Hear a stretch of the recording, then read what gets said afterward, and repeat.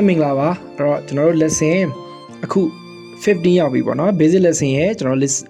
lesson 15ရောက်ပြီဆိုတော့ကျွန်တော်15ခုတောင်ရှိသွားပြီဆိုတော့အားလုံးပဲ Excel ကိုကောင်းကောင်းလေးအသုံးပြုတတ်နေပြီဆိုတော့ကျွန်တော်ယုံကြည်ပါတယ်ဆိုတော့အခု lesson မှာတော့ကျွန်တော်ကဘာကိုဆက်ပြီးတော့ရှင်းပြခြင်းလဲဆိုလို့ရှိရင်ကျွန်တော်တို့ Excel ဒီလည်းပဲတခြားကျွန်တော်တို့ Photoshop လိုမျိုး application တွေလိုမျိုးပဲသူကဓာတ်ပုံတွေလည်းကျွန်တော်ထည့်လို့ရသေးတယ်ဆိုတော့ကျွန်တော်ပြပြခြင်းနဲ့အဲ့တော့ဒီ lesson မှာတော့ကျွန်တော်ကဓာတ်ပုံဘယ်လိုထည့်မလဲပြီးတော့လို့ရှင် shape ပေါ့ shape ဆိုတော့က triangle rectangle စသဖြင့်ပေါ့နော်3gan စသဖြင့်အဝိုင်းအဲ့လိုမျိုးပုံစံတွေလည်းဘယ်လိုထည့်လို့ရတယ်လဲပြီးတော့လို့ရှင်ကျွန်တော် link ပေါ့အဲ့တော့ email link တွေwebsite link တွေလည်းဘယ်လိုမျိုး hyperlink ခေါ်တာပေါ့နော်အဲ့လိုမျိုးလည်းဘယ်လိုထည့်လို့ရသေးတယ်လဲဆိုတာကိုကျွန်တော်ပြောပြချင်ပါတယ်အဲ့တော့နံပါတ်1အနေနဲ့ကျွန်တော်က insert image နော် insert image ဓာတ်ပုံဘယ်လိုထည့်လဲဆိုတာအရင်ဆုံးပြောပြပါမယ်အဲ့တော့ဓာတ်ပုံကိုထည့်မယ်ဆိုလို့ရှိရင်သူ့ရဲ့ဒီကျွန်တော်တို့ ribbon tab ထဲက insert ဆိုရဲကျွန်တော်ခလုတ်ကိုတစ်ချက်နှိပ်ပါမယ်ဆိုရင်ဒီမှာကျွန်တော်တို့ ribbon တွေအများကြီးပေါ်လာပြီပေါ့နော်ဆိုတော့အဲ့ဒီခလုတ်ထဲမှာဒီမှာ picture ဆိုတာရှိတယ်အဲ့ဒီ picture ကိုကျွန်တော်တို့နှိပ်လိုက်မယ်ဆိုရင်သူကနှစ်မျိုးရွေးခိုင်းတယ်ပေါ့နော်ဒါကတော့ကျွန်တော်2019 version ပုံစံ2013 2016မှာလည်းအဲ့လိုမျိုးပါတယ်ပေါ့နော်အဲ့တော့သူကနှစ်ခုကျွန်တော်ရွေးခိုင်းတာက this device ကျွန်တော်ကွန်ပျူတာထဲမှာရှိနေတဲ့ပုံထည့်ချင်တာလားဒါမှမဟုတ်ပေါ့နော် online pictures ကျွန်တော် online နေတပ်ပုံတွေရွေးမလားပေါ့နော်ဆိုတော့ကျွန်တော်တို့ဒီကျွန်တော်ကွန်ပျူတာမှာရှိတဲ့တပ်ပုံပဲကျွန်တော်ရွေးလိုက်မယ်အဲ့တော့ this device ဆိုရင် dialog box ပေါ်လာပြီအဲ့တော့ကိုထည့်မဲ့ file ကိုကျွန်တော်တို့ဘာလုပ်မလဲရွေးပေးမယ်ပေါ့အဲ့တော့ဆိုတော့ကျွန်တော်ကတစ်ခုထည့်လိုက်မယ်ပေါ့နော်ဥပမာ okay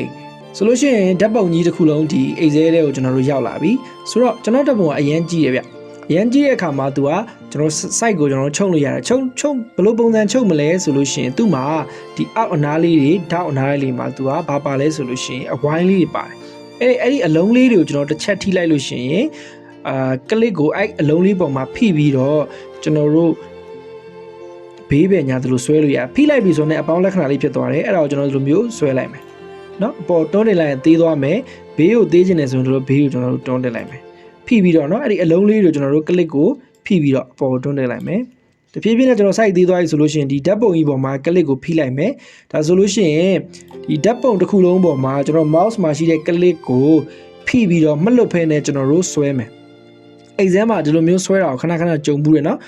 mouse ကိုကျွန်တော်တို့ဖိပြီးတော့မလွတ်ဖဲနဲ့ဆွဲလိုက်မယ်ဆိုလို့ရှိရင်ဒါဟာဓာတ်ပုံကျွန်တော်နေရာရွှေ့တာဖြစ်ပါတယ် adjust လုပ်တာပေါ့ဒါမို့လဲကျွန်တော်တို့ဒီဓာတ်ပုံတစ်ချက်ကလစ်နှိပ်မယ်ပြီးသွားလို့ရှိရင်ကျွန်တော်တို့ keyboard မှာရှိနေတဲ့အပေါ်ဘယ်ညာအောက်ဆိုတဲ့မြားလေးနဲ့ရွှေ့ရင်လည်းရတယ်โอเคเนาะအဲ့တော့ကျွန်တော်က site ကိုနည်းနည်းထပ်ပြီးတော့သေးချင်သေးတယ်ဒီတစ်ခေါက်သူကနည်းနည်းရှည်နေလို့ကျွန်တော်ယူဆတဲ့အတွက်အပေါ်တင်မယ်အဲ့တော့ကျွန်တော်အောက်ကနေဒီအလုံးလေးပေါ်မှာကလစ်ကိုတစ်ချက်နှိပ်လိုက်တယ်မလွတ်ဖဲနဲ့ကျွန်တော်တို့အပေါ်နည်းနည်းလေးဆွဲတင်လိုက်မယ်โอเคဒါဆိုလို့ရှိရင်ဒီလောက်ဆိုရင်ကျွန်တော်တို့ကောင်းကောင်းမြင်လဲမြင်ရပြီဒီဟိုကလည်းကျွန်တော်တို့ Excel sheet နဲ့လည်း fitting ဖြစ်သွားပြီလို့ကျွန်တော်ယူဆတယ်။ Okay မနော်ဒါကတော့ကျွန်တော် site ကိုဘေးပင်ညာအချုံချဲလောက်တာပေါ့။သူ့မှာအလုံးလေး1 2 3 4 5 6 8ခုပါတယ်။အဲ8ခုပေါ်မှာမူတည်ပြီးတော့ကျွန်တော်တို့ site ကိုအသေးအကြီးလုပ်လို့ရတယ်။ဒီအလဲလောက်ကိုကျွန်တော်ဟိုကလစ်ကိုဖိပြီးနှိပ်ခြင်းအဖြစ်လဲကျွန်တော်ဖိထားပြီးတော့ဘေးပင်ညာဒီလိုမျိုးဆွဲလို့ရတယ်။ Okay မနော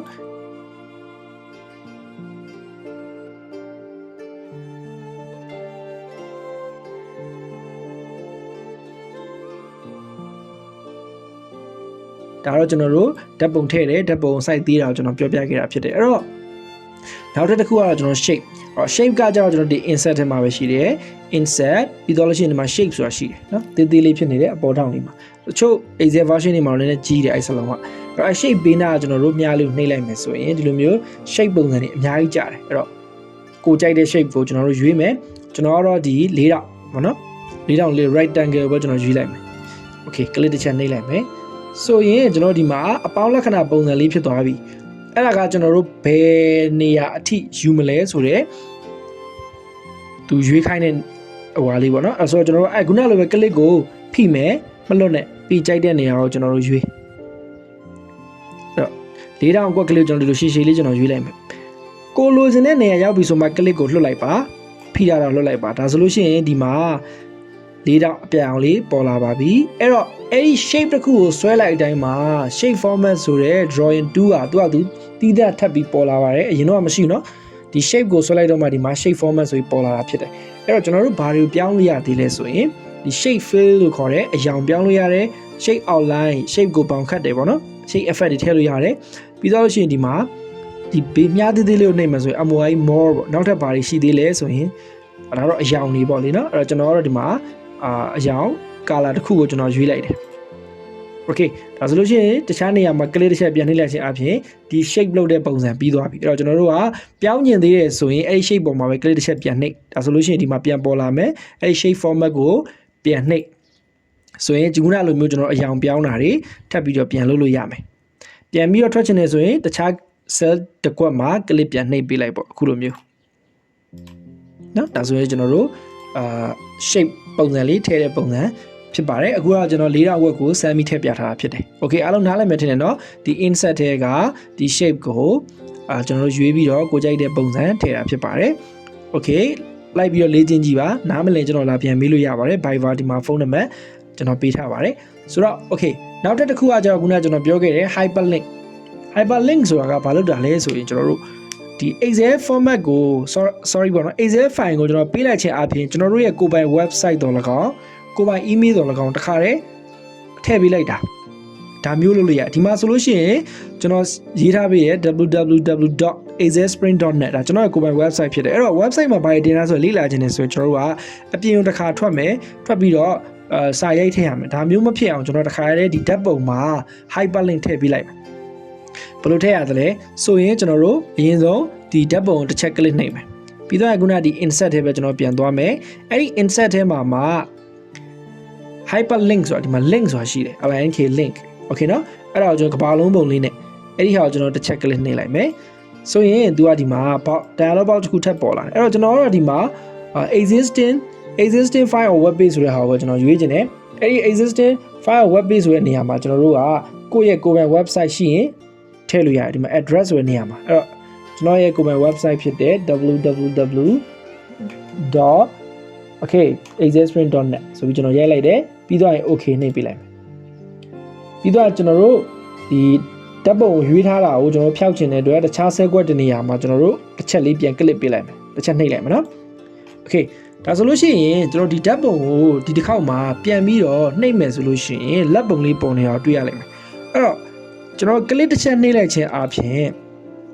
ကျွန်တော်တို့ auto ဘယ်ရောက်သွားမလဲဆိုလို့ရှိရင်ကျွန်တော်ထည့်ပေးထားတယ်ကျွန်တော်ရဲ့ကိုယ်ပိုင် website တွေကိုရောက်သွားတယ်ဒီမှာဒါကျွန်တော်ရဲ့ website ဖြစ်ပါတယ်အဲ့တော့ဒါကတော့ကျွန်တော်တို့